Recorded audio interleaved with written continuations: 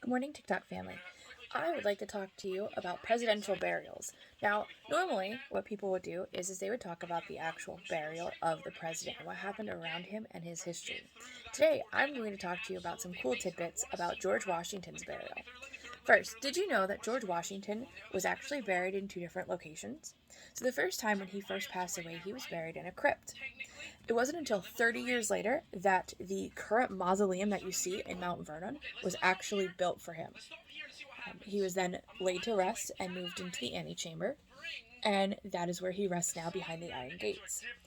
Also, a little known fact is that in his will, when he passed away, he stated that 300 slaves or so, give or take, were to be set free.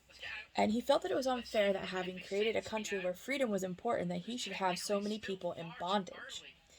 Um, Now, in that being said, in Mount Vernon, when a slave passed away, they were buried in a cemetery on the plantation's land.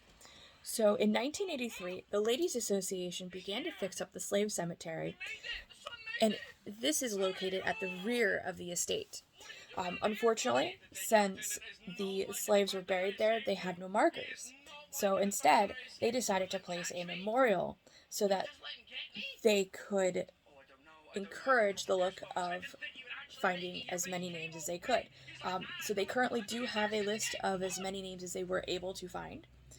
But if you know for a fact through historical documentation that you are a descendant of one of these slaves from George Washington's estate at Mount Vernon, and that they are interred on the estate, please share the information with Mount Vernon, and they can add your relative's name to the list.